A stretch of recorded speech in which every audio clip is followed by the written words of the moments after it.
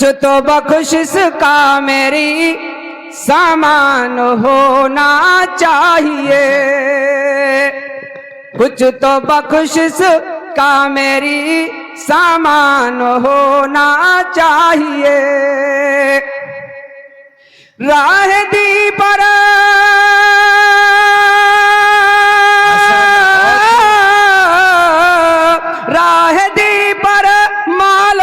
قربان ہونا چاہیے، کچھ تو بخشش کا میرے سامان ہونا۔ الحمدللہ رب العالمین والصلاة والسلام على سید الانبیاء والمرسلین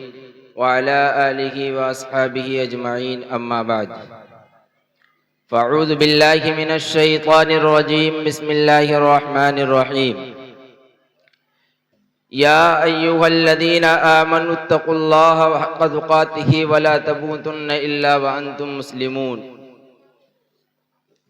وقال فی موضع آخر، وقال اللہ تعالی یا ایہا الذین آمنوا کتب علیکم الصیام کما کتب علی الذین من قبلکم لعلکم تتقون۔ صدق اللہ العظیم۔ وقال النبی صلی اللہ علیہ وسلم الصوم لی وانا اجزا به، او کما قال علیہ السلام۔ عزیزان گرامی، آپ سبھی حضرات کو معلوم ہوگا، بخوب ہی معلوم ہے کہ آپ کچھ ہی لمحوں میں، کچھ ہی دنوں میں، چند ہی دنوں میں آپ کے سامنے ایک بابرکت مہینہ، ایک مبارک مہینہ، ایک عظیم الشان مہینہ آنے والا ہے۔ وہ مہینہ جس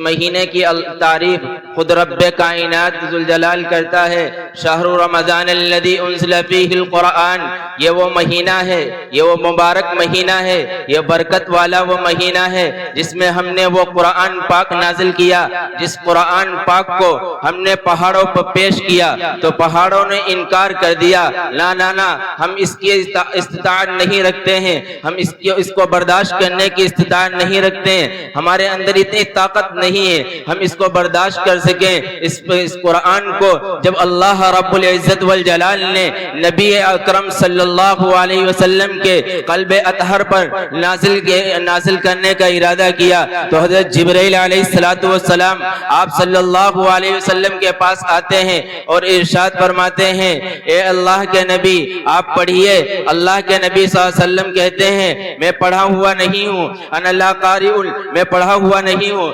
جبرائیل علیہ السلام کہتے ہیں پڑھیے، پھر آپ صلی اللہ علیہ وسلم کہتے ہیں میں پڑھا ہوا نہیں ہوں۔ اسی طرح بار بار 3 مرتبہ کہتے ہیں تو آپ صلی اللہ علیہ وسلم کہتے ہیں میں کیا پڑھوں؟ تو اللہ رب العزت والجلال حضرت جبرائیل علیہ السلام کہتے ہیں کہ آپ پڑھیے، اقرأ بسم ربک الذی خلق، آپ اس رب کے نام سے پڑھیے جس رب کے نام سے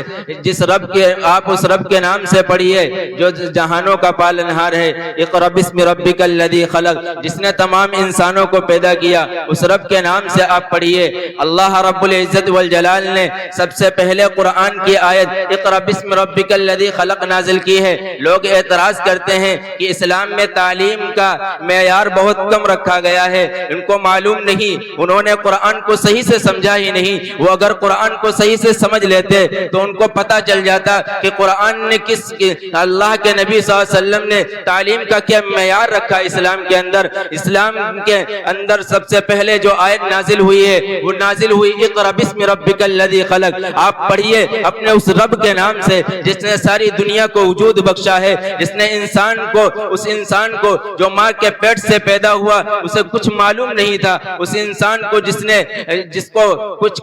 کی کچھ حیثیت نہیں تھی، اس انسان کو اس نے ایک انوکھی شکل میں پیدا کیا، جس نے انسان کو ایک اچھی شکل میں پیدا کیا، فسواک فعدل، کہ انسان کو بہترین شکل میں پیدا کیا، اس رب کے نام سے پڑھیے۔ لوگ اعتراض کرتے ہیں انہیں معلوم ہی نہیں، یہاں کہا گیا پڑھیے اس رب کے نام سے جس نے پیدا کیا، کسی کی تعلیم کی تخصیص نہیں کی گئی ہے، تعلیم کا حکم دیا گیا ہے تعلیم کوئی بھی ہو مگر رضا اللہ کی ہو۔ تم انگلش پڑھیے یا جو بھی دل کرے، جو من میں آئے وہ پڑھیے، انگلش پڑھیے پڑھیے چاہے انگریزی پڑھیے چاہے سنسکرت پڑھیے جو دل میں آئے وہ پڑھیے مگر ہاں رب کی رضا ہونی چاہیے چاہے تم جو بھی کرنا چاہو ڈاکٹر بنو انجینئر بنو کوئی منع نہیں کرتا تم لائر بنو کوئی منع نہیں کرتا مگر رب کی رضا ہونی چاہیے پھر تم چاہے جو دل کرے وہ پڑھو اسلام میں کسی کی ممانعت نہیں ہے کہ یہ نہ پڑھو رب کی رضا ہو پھر جو دل کرے وہ پڑھو